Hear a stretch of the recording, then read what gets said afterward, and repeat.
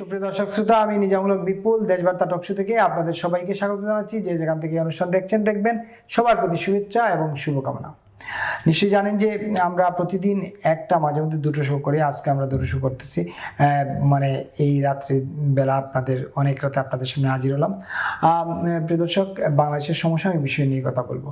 নিশ্চয়ই জানেন ইতিমধ্যে বিভিন্ন ক্যাম্পাসে সংঘাত ছড়িয়ে পড়েছে ছাত্রদল এবং ছাত্র শিবিরের মধ্যে। বেগম রোকেয়া বিশ্ববিদ্যালয়, রাজশাহী বিশ্ববিদ্যালয়, জগন্নাথ বিশ্ববিদ্যালয়, আলিয়া মাদ্রাসা সহ আরও অনেক জায়গায়। এর আগে এনসিপি সিলেটে যখন গিয়েছিল, সিলেটের 2 জায়গায় এনসিপি আক্রমণের শিকার হয়েছে বা এনসিপিও পাল্টা ধাক্কাধাক্কি করার চেষ্টা করেছে। এইসব নিয়ে আমরা কথা বলতে চাই। তেল, গ্যাস, বিদ্যুৎ, পানি এইসব সংকট দেখা দিচ্ছে। বিদ্যুতের দাম অস্বাভাবিকভাবে বেড়েছে এবং বিদ্যুতের বিল বেড়ে গেছে, মানে ভৌতিকভাবে বিল বাড়ছে। যদিও অনেকেই বলছেন যে বিদ্যুতের দাম বাড়া এই বিল কিন্তু অস্বাভাবিক এই বিল। এই নিয়ে আমরা কথা বলতে চাই। ইতিমধ্যে এসব নিয়ে সাধারণ মানুষের রাস্তায় নেমেছেন। বিদ্যুতের বিল বা গ্যাস না থাকা, আর গ্যাস সংকট, জ্বালানি সংকটের কারণে, গ্যাস সংকটের কারণে অনেক কারখানা বন্ধ হয়ে যাচ্ছে, সার উৎপাদন ব্যাহত হয়েছে। এইসব নানা বিষয় নিয়ে আমরা কথা বলবো আজকে। এবং আগামীকাল 5 আগস্ট শেখ হাসিনা সরকারের উৎখাত করা হয়েছিল। এই 5 আগস্টে কথিত কোঠা আন্দোলন এবং কথিত বৈষম্য আন্দোলনের মধ্য দিয়ে এক দফা আন্দোলন রূপান্তরিত করা হয় এবং শেখ হাসিনা সরকারকে যেতে বাধ্য করা হয়। আর এই সময়ে 4, 5 থেকে 8 তারিখ পর্যন্ত ব্যাপক হারে দেশ জুড়ে থানা লুটপাট, থানায় অগ্নিসংযোগ, পুলিশ হত্যা, এইসব বিষয় সামনে চলে আসছে। এইসব নানা বিষয় নিয়ে কথা বলবো। আমাদের আজকের অতিথি জনাব মঞ্জুর আহমেদ, যুগ্ম সাধারণ সম্পাদক, বাংলাদেশ জাসদ। আপনাকে স্বাগতম দেশবার্তা। ধন্যবাদ। মঞ্জু ভাই, এই যে ধরেন একটা পরিস্থিতির মধ্য দিয়ে 2 বছর ধরে দেশ যাচ্ছে, এখন আবার নতুন করে একটা পরিস্থিতি তৈরি হচ্ছে। শেখ হাসিনা বলছেন তিনি দেশে আসবেন, সরকার বলছে আওয়ামী লীগের অস্তিত্ব নেই, আওয়ামী লীগ মুরদ নেই, আওয়ামী লীগের শক্তি নেই, আওয়ামী লীগ মাফিয়া সংগঠন, নিষিদ্ধ সংগঠন, দাফন হয়ে গেছে। এত কিছু করার পরও আবার সরকার বলছে আমরা সব কিছু সতর্ক করে রাখছি যাতে কোনো নাশকতা না হয়। একে তো আওয়ামী লীগ নাই, তাহলে নাশকতাটা করবে কে? ধন্যবাদ আপনাকে বিপুল, এবং আপনার মাধ্যমে আপনার এই টক শোর যারা শ্রোতা আছেন তাদের সকলকে আমার ব্যক্তিগত পক্ষ থেকে আন্তরিক শুভেচ্ছা এবং অভিনন্দন জানাই।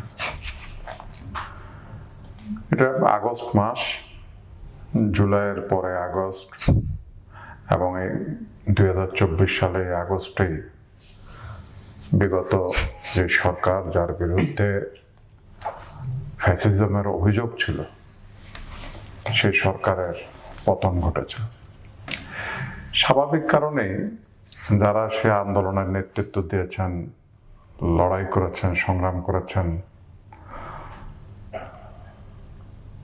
বিগত প্রধানমন্ত্রীর বিদায়ের পরে তাদের যে বক্তব্য আওয়ামী লীগ নাই, আওয়ামী লীগ শূন্য, আওয়ামী লীগের কোনো অস্তিত্ব নাই, এইটা আমার কাছে খুব অস্বাভাবিক কিছু মনে হয় না। তাদের কাছ থেকে এই ধরনের বক্তব্য এটা অনাকাঙ্ক্ষিত না, এটা প্রত্যাশিত বক্তব্য। সুতরাং যদি ওইভাবে আমরা চিন্তা করি, এই বক্তব্য একটা প্রত্যাশিত বক্তব্য, এটা মানে অমূলক কিছু আমার কাছে তা মনে হয় না। তবে সমস্যাটা হয়েছে অন্য জায়গায়। সেটা হলো যে ধরেন একটা বিশেষ পরিস্থিতি এই মুহূর্তে দেশে বিরাজ করছে। সেই পরিস্থিতি হলো যে শেখ হাসিনা, সাবেক প্রধানমন্ত্রী, উনি বলছেন যে উনি দেশে আসবেন। রয়টারের সাথে এক সাক্ষাৎকারে তিনি এই বক্তব্য রেখেছেন। তো ওনার এই বক্তব্যের মধ্য দিয়ে দেশের রাজনৈতিক অঙ্গনে একটা চাঞ্চল্যের সৃষ্টি হয়েছে এবং আলোচনাটা বেশ একটা রাজনৈতিক অঙ্গনকে একটা আলোচনার খোরাক দিয়েছেন, আমি এমনটাই মনে করি। এবং আমরা ওনার মতন এইরকম জায়গায় থাকা অবস্থায় সাবেক প্রধানমন্ত্রী একটা আন্দোলনের মধ্য দিয়ে যে সরকারের বিদায় হয়েছে, সেই সরকারের প্রধানমন্ত্রী উনি আমাদের প্রতিবেশী দেশে অবস্থান করছেন এবং উনি বলছেন যে উনি দেশে ফিরবেন। এটার মধ্যে একটা রাজনীতি থাকবে, যেহেতু উনি রাজনৈতিক ব্যক্তিত্ব এবং একটা দলের প্রধান, সেটা খুব স্বাভাবিক ব্যাপার।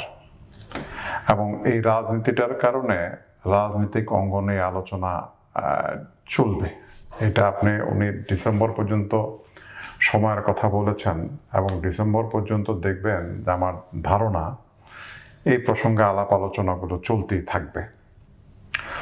তবে যতক্ষণ পর্যন্ত এটা চূড়ান্ত সময় না আসবে ততক্ষণ পর্যন্ত আপনি এক্স্যাক্টলি বলতে পারবেন না যে আসলে দেশের রাজনৈতিক পরিবেশ পরিস্থিতিটা কি অবস্থায় থাকবে এবং ওনার সিদ্ধান্তটা কি হবে। কারণ আমাদের দেশে একটা রাজনৈতিক কথা খুব প্রচলিত আছে, সেটা হলো যে রাজনীতিতে শেষ বলতে কোনো জিনিস নেই।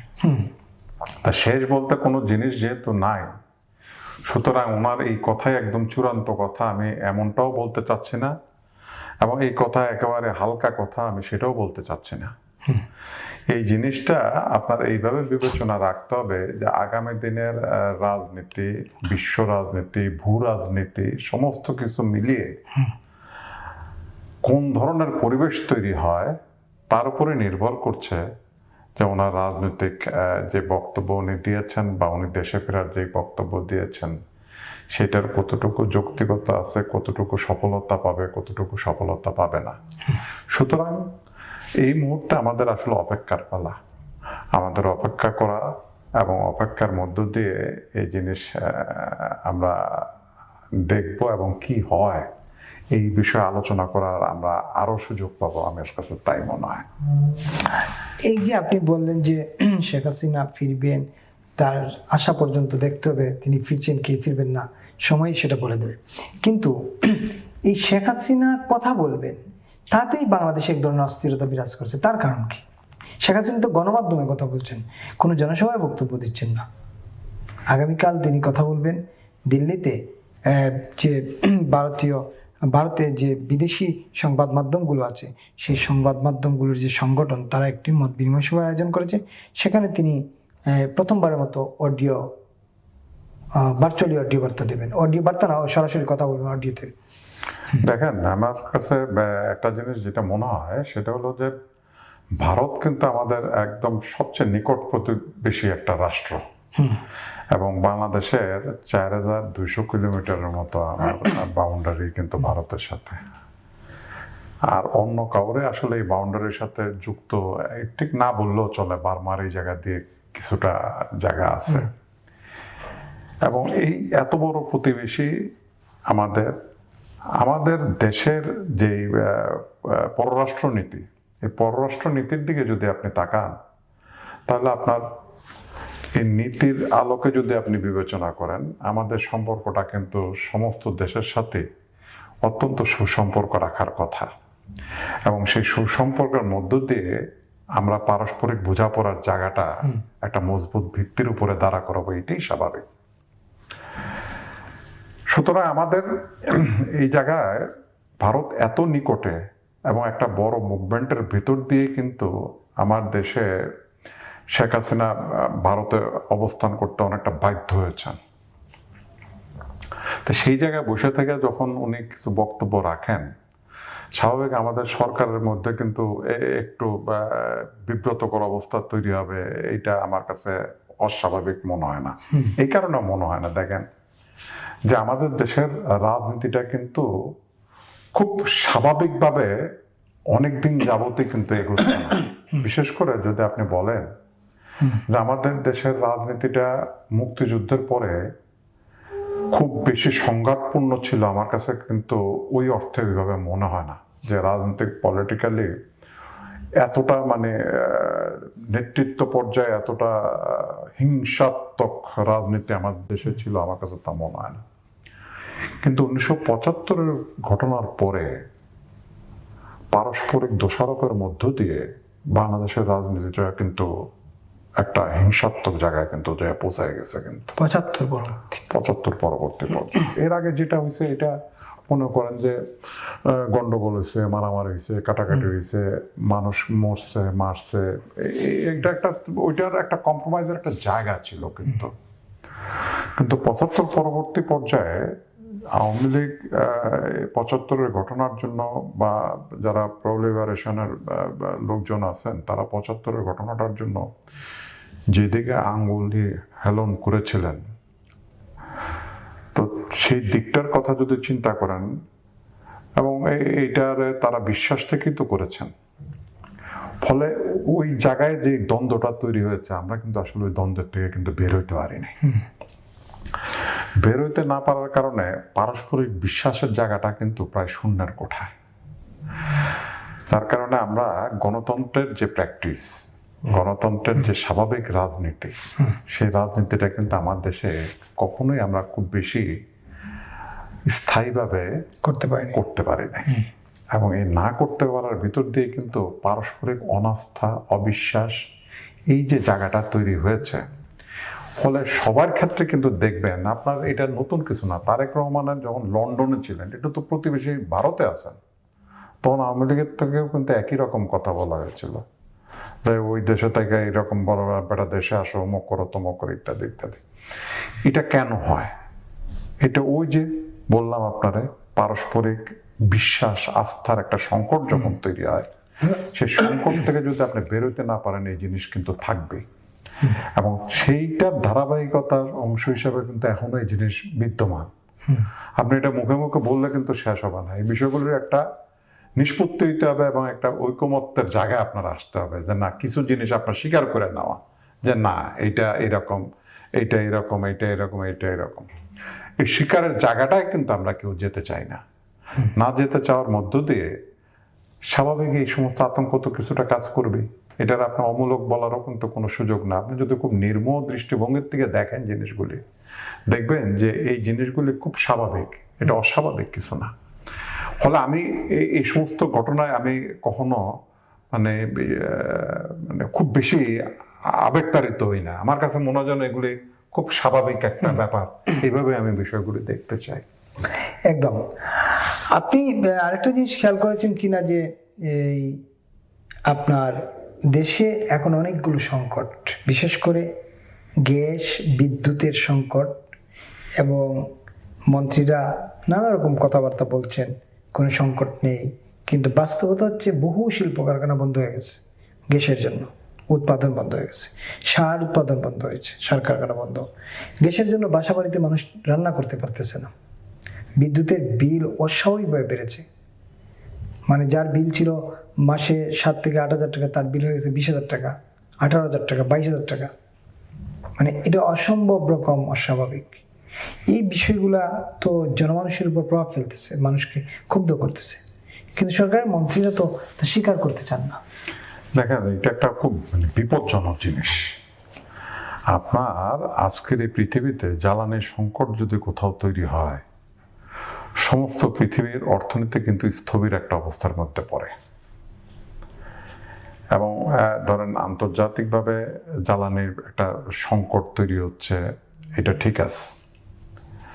এবং পৃথিবীতে বহু দেশ আছে যারা ভর্তুকি দিয়ে হইলেও এই জ্বালানির সংকটটারে কাটিয়ে ওঠার চেষ্টা করছেন। কিন্তু আমার দেশের সমস্যা হয়েছে যে আমার কাছে মনে হয় যেন আমাদের গভর্নমেন্ট কোনটা তার ফার্স্ট প্রায়োরিটি, এটা নির্ধারণ করার ক্ষেত্রে মানে একটু এলোমেলো একটা অবস্থার মধ্যে দিয়ে তার সময়টা পার করতেছেন, আমার কাছে তাই মনে হয়।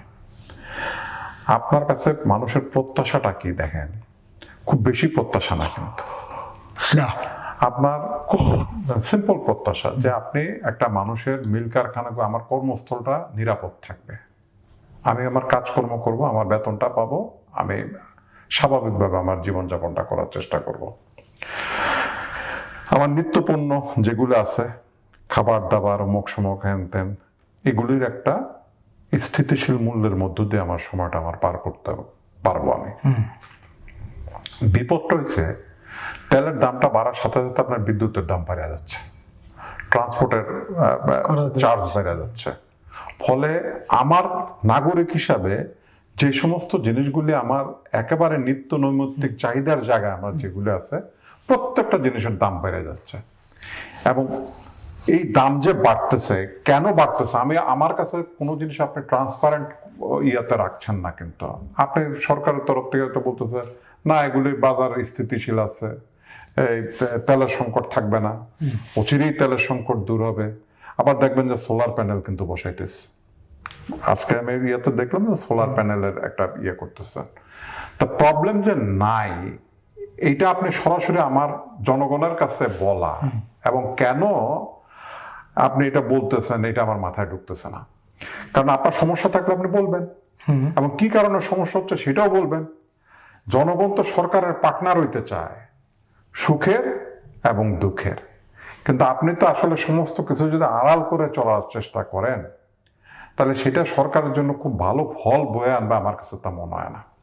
এবং সরকারের ভিতরে এই প্রবণতাটা আছে যে সমস্ত কিছু আড়াল করে চলা। তা আপনার মনে করেন যে ইয়াতে আপনার চিটাগাঙে গেলেন, আমাদের এলজিআরডি মিনিস্ট্রির তো নাকি ওই যে আপনার জলাবদ্ধতার জন্য যে গেলেন শাহ আলম সাহেব, মীর শাহ আলম, উনি বললেন যে আমি অল্প একটু জায়গার ভিতরে দেখলাম যে এই সমস্যা। এটা তীব্র সমালোচনা কিন্তু হয়েছে যে আপনি গোটা চিটাগাঙের ম্যাক্সিমাম জায়গা ডুবে আছে। এটা কিন্তু নতুন না, উনি যে জায়গায় গেছেন ওই জায়গায় তো শুকনা ছিল, ওইটারে উনি বলছেন না, কিন্তু এই প্রবলেমটা তো নতুন না, এটা একটা পুরনো প্রবলেম, তাই না? আপনি এই প্রবলেমটা কিভাবে দূর করতে চান, কিভাবে দূর করবেন সেটা আপনি সরেজমিনে দেখবেন, জায়গায় দেখে স্পেশালিস্ট যারা আছেন তাদের মতামত নেবেন, নিয়ে আপনি সেই কাজটা করবেন। আপনি সাফাই গাওয়ার জন্য ওই জায়গায় যাওয়ার তো দরকার ছিল না, তাই না? তো এগুলি কিন্তু মানুষ খুব ভালো চোখে দেখেন না। তা আমাদের দেশে রয়েছে কি, মানে আপনার যে ঢাকা শহরে জলাবদ্ধতা আপনি খেয়াল করছেন যে বৃষ্টি হলে জলাবদ্ধতা তৈরি হচ্ছে, ওয়ারাস আপনি দেখবেন যে এই যে ড্রেনগুলি বা আমাদের যে সমস্ত খালগুলি, ম্যাক্সিমাম জায়গায় খালগুলি বেদখল হয়ে রয়েছে, ম্যাক্সিমাম জায়গায়। এক খাল চিকন হইতে হইতে আপনি একদম চিকন করে ফেলতেছে, মাপ দিয়ে আসে, তারপরেও দেখে যে খাল চিকন হয়ে যায়। তো এই সমস্ত জিনিস তো আপনি মানে দূর করতে পারতেছেন না, মানুষ তো ঠিকই ভুগতেছে, কিন্তু আপনি এটা স্বীকারও করেন না যে না এরকম। এবং এই যে খাল দখল কারা করেন, আপনি কি মনে করেন যে এই দেশের সাধারণ মানুষের পক্ষে খাল দখল করা সম্ভব? আপনি এই যে ফুটপাত দখল করে রাখে, তো যার যে ফুটপাতটা ব্যবহার করা হয়তো তারা আপনি উচ্ছেদ করে দিচ্ছেন ওই জায়গার থেকে, কিন্তু যারা এটার অ্যারেঞ্জার এরা কারা? এরা কি সাধারণ মানুষ? আপনি বললেন তো যে আপনার রাস্তায় গাড়িটা রাখবেন, পারেন কিনা? পারবেন? তা আপনি তো পারেন না, কিন্তু ফুটপাতে ওই বেটা দোকানদারি করে কেমন পারতেছে? তো কেউ না কেউ এটার অ্যারেঞ্জমেন্টের সাথে জড়িত। এবং এই লোকগুলি কারা? সরকারের লোক, সরকারের পৃষ্ঠপোষকতায়, সরকারের ছত্রছায়ায় এই লোকগুলি থাকেন। সুতরাং সরকারের আমার কাছে পরিষ্কার থাকাটা খুব জরুরি। একজন নাগরিক হিসাবে আমার কাছে সরকারের অবস্থানটা থাকবে একদম পরিষ্কার। সরকার সেই জায়গাটা থাকছেন না, যা ভিতরে ঘটতেছেন তা আমার কাছ থেকে আড়াল করার চেষ্টা করতেছেন। আপনি তো আমার দিচ্ছেন, আপনি তো ফ্যামিলি কার্ড করছেন। ফ্যামিলি কার্ড খুব ভালো জিনিস, আমি এটা বিশ্বাস করি, খুব ভালো জিনিস। টাকা তো লাগে,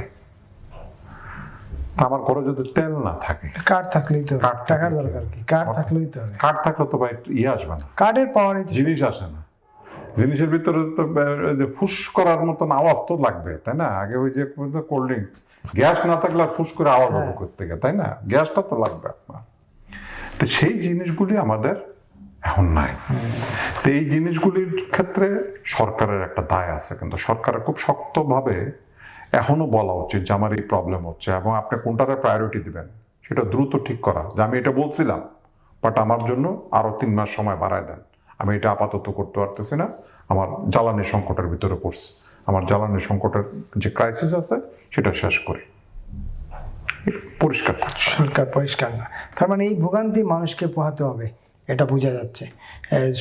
বিদ্যুতের দামও আপনার যেভাবে বাড়তেছে এটা তো অসহনীয় পর্যায়ে, এবং আপনি বিদ্যুৎটাও পাচ্ছেন না কিন্তু এখন। না, আপনি গ্রাম অঞ্চলে গেলে দেখবেন যে বিদ্যুৎ নাই, শহরের ভিতরেও কিন্তু মানে থেমে থেমে থেমে থেমে বিদ্যুৎ যায় আসে সেটা হচ্ছে। তো আপনি একটা জিনিস বলছিলেন, ডিপ্লোমেসিতে একটু যেতে চাই। আপনি একটু বলছিলেন বাংলাদেশের পররাষ্ট্রনীতি হলো সবার সাথে বন্ধুত্ব, কিন্তু বর্তমান সরকারের পররাষ্ট্রনীতি তো এটা না। বর্তমান সরকারের পররাষ্ট্রনীতিটা কি? বর্তমান সরকারের পররাষ্ট্রনীতিটা আমার কাছে যেটা হয়েছে বুঝছেন, কিছু কিছু ক্ষেত্রে অতিরিক্ত দহরম মহরম, এটাও কিন্তু একটু লক্ষণীয় হলো এরকম যে দেখেন কিছু চুক্তি করছে আমার সার্বিক নিরাপত্তাজনিত চুক্তি, যেটা পাকিস্তান সব মিলিয়ে করছেন, আপনি পারস্পরিক সহযোগিতার জন্য চুক্তি করছেন, আমার দেশে মাদকের কথা বলছেন, আমার দেশের সন্ত্রাসীদের কথা বলছে। এখন ধরেন পাকিস্তানের সন্ত্রাসীর পাকিস্তানের সাথে মাদকের কি ব্যবসা আছে আমাদের এনে? কোনো সম্ভাবনা আছে আপনার? তা আপনার এটা বার্মার সাথে আপনার ইয়াবার ইয়া হয়, বাংলাদেশের ইয়ারা যারা মাদক ব্যবসায়ী তারা বার্মার সাথে ইয়াবার ব্যবসার যোগাযোগটা করে। ইন্ডিয়ার সাথে আপনার নানা রকমের সন্ত্রাসীদের আনাগোনা এই ধরনের ইয়া থাকতে পারে। পাকিস্তানের সাথে আপনার কাজটা কি? এই যে পুরনো ভাই, বরং যেটা হয় পাকিস্তানের সাথে এই সম্পর্কের ভিতর দিয়ে আপনার নিকট প্রতিবেশী যারা আছে তাদের সাথে আপনার সম্পর্কটা একটা তিক্ততার জায়গায় কিন্তু চলে যাচ্ছেন। লাভের লাভ কিন্তু কিছুই হচ্ছে না, কারণ পাকিস্তানের সাথে তো ইন্ডিয়ার সম্পর্কটা স্বাভাবিক ধরতে পারেন না আপনি, তাই না? আপনি যদি আজকে এমন হতো যে পাকিস্তানের সাথে আপনার বর্ডার আছে, ইন্ডিয়ার সাথে আপনার বর্ডার আছে, তাইলে আপনি পাকিস্তানের সাপোর্ট ইয়া করতেছেন, তাইলেও একটা জিনিস বোঝা যেত, সেটাও কিন্তু না। তো এইরকম একটা মানে আগ বাড়ায়া অপ্রয়োজনীয় একটা সম্পর্ক তৈরি করা, এইটার কতটুকু দরকার আছে আমার কাছে তো মনে হয় না। এবং অর্থনৈতিকভাবে পাকিস্তান আপনার কোনো সহযোগিতা করার ক্ষমতা আছে আমার কাছে তা মনে হয় না। কিছু করতে পারে। কিন্তু তারপরেও বলে যে কি নিউক্লিয়ার উইপেন অমুক সমুক হ্যান ত্যান, এই জন্য তাদের সাথে সম্পর্ক রাখতে হবে, শক্তির ভারসাম্য অমুক সমুক। তা আপনি ভিক্ষা করে শক্তির ভারসাম্য করে লাভটাকে? পাকিস্তান আপনার নিউক্লিয়ার উইপেন দিয়ে দিবে এমনি এমনি? আপনার এটা কেউ দেয়? কোথাও দিছে? আপনার ইতিহাসটা বলে? তাহলে আপনি এই সমস্ত ভ্রান্ত কথাবার্তা বলে আপনার দেশটারে একটা অস্থিতিশীল জায়গায় নেওয়াটা এটা বুদ্ধিমানের কাজ না। আমার কাছে মনে হয় যেন একটা সরকার ক্ষমতায় আসার পরে নানা রকমের লোক এই সরকারের সাথে যুক্ত হচ্ছেন, এক একজন এক এক রকমের পরামর্শ দিচ্ছেন, এবং এগুলির ভিতর দিয়ে অনেক সময় সরকার মনে হয় খেয়ে হারায় ফেলতেছেন। যার কারণে দেখেন, আপনি খেয়াল রাখবেন, এই যে ধরেন এনসিপির নেতারা বা জামাত ইসলামের নেতারা তারা কিন্তু প্রায় একটা হুমকি দিচ্ছেন যে সরকারে ফালাইতে সময় লাগবে না। এরা লাগায় 16 তারিখ থেকে কত 1 মাস লাগছে হলো শেখ হাসিনার মতন 17 বছরের মানুষে হটাইতে, আপনারা 1 সেকেন্ড লাগবে না। ব্যারিস্টার শাহরিয়ার বলতেছেন যে আপনি দিল্লির মতন জায়গায় কাঁপাই দিয়ে আপনারা সরাইতে 1 মিনিট লাগবে না। তো এই যে হুমকি দুমকি দেওয়ার সাহসটা পায় হলো এই কারণে যে সরকারের ভিতরে যদি একটা টিম ওয়ার্ক না থাকে, তাইলে কিন্তু আপনি বিচ্ছিন্নভাবে নানা রকমের আলাপ আলোচনা করলে এই সমস্ত মনে করেন যে হুমকি দমকি ঘেউ ঘেউ শব্দ আপনার তো শুনতে হবে। তো একেবারে আমরা শেষের দিকে আসছি। সকল শিক্ষা প্রতিষ্ঠানে বলতে গেলে আজকে গতকাল রাত থেকে এ পর্যন্ত 4-5টা শিক্ষা প্রতিষ্ঠানে ব্যাপক সংঘর্ষ হচ্ছে ছাত্র এবং ছাত্র শিবিরের মধ্যে। এটা কিভাবে দেখছেন? ছাত্রদল ছাত্র শিবিরের ভিতরে এই সংঘর্ষটা তো আসলে এটা আপনার ডাকসু ইলেকশনের আগের থেকেই তো আসলে পরিস্থিতিরা, ওদের সম্পর্কটা কিন্তু খুব স্বাভাবিক ছিল না। এবং তারপরে এটা নানাভাবে নানা রকমের তাদের রাজনৈতিক দল যে ক্যারেক্টার দেখতেছি আমি, সেটা আপনি খেয়াল করবেন নিজেও। দেখেন, এরা কিন্তু পার্লামেন্টের ভিতরে এক ধরনের আচরণ করে, এরা পার্লামেন্টের বাইরে কিন্তু আরেক ধরনের আচরণ করতেছেন। এবং এটা মানে আমরা এই যে একটা পার্লামেন্ট চলতেছে, এই পার্লামেন্টে ক্যারেক্টারের সাথে বাইরের রাজনৈতিক যে ক্যারেক্টার, এটার কোনো মিল আপনি খুঁজে পাবেন না। পার্লামেন্টে যখন যাবেন দেখবেন যে আপনি দুই পক্ষ খুব সুন্দর করে গোছালো কথাবার্তা বলতেছে যে আমাদের ভিতরে ঐক্য থাকা উচিত, অমুক থাকা উচিত, নাহলে ফ্যাসিস্টরা আবার সুযোগ পাবে, হ্যান পাবে, ত্যান পাবে, আমাদের কখনো আমরা ভাইরা মিলে এত বছর আন্দোলন করছি, লড়াই করছি, সংগ্রাম করছি ইত্যাদি। আবার বাইরে যায় কিন্তু দেখবেন যে সাথে সাথে বলতেছে গভর্নমেন্টের ফালাই দিতে হবে, আবার আরেকজন বলতে আমরা 1971 ভুলি নাই। এই যে একটা মানে দ্বিচারী আচরণ, এগুলি বাদ দেওয়া যতক্ষণ পর্যন্ত আপনি এতে মানে সমস্যাটা হয় কি, ছাত্রদের ভিতরে কিন্তু এটার একটা প্রভাব পড়ে এবং তারা নিজেরও একটা অস্থিরতা তাদের ভিতরে কাজ করে। আপনার এই জায়গাটা পরিষ্কার করতে হবে। আপনার এই রাজনীতিতে এত বেশি মানে ছলচাতুরি করার জায়গা আছে আমার কাছে তা মনে হয় না। রাজনীতি কিন্তু কিছু কিছু ক্ষেত্রে রাজনীতি কিন্তু অত্যন্ত স্বচ্ছ, পরিষ্কার পরিচ্ছন্ন জিনিস। কিন্তু সেই পরিষ্কার পরিচ্ছন্ন জিনিসটা যদি আপনি না যান তাহলে কিন্তু হবে না। আপনার মাথায় রাখতে হবে, ওনারা কিন্তু দেখেন একটা জিনিস, যে রাজনৈতিক চিন্তা চেতনা ভাবনা কৌশলগত ওনাদের অনেক পার্থক্য থাকতে পারে, কিন্তু চিন্তা চেতনা ভাবনা কিন্তু ওনারা কি খুব দূরত্বে অবস্থান করতেছেন তা কিন্তু না। ওনাদের ফ্রেন্ডশিপের জায়গাগুলি যদি আপনি তাকায় দেখেন, অলমোস্ট খুব কাছাকাছি বন্ধুত্ব কিন্তু সবার সাথে সবার, তাই না? এটা এমন না যে আওয়ামী লীগের সাথে আপনি এটা করতেছেন, বামপন্থীদের সাথে আপনাদের এই সম্পর্কটা হচ্ছে, তা কিন্তু না।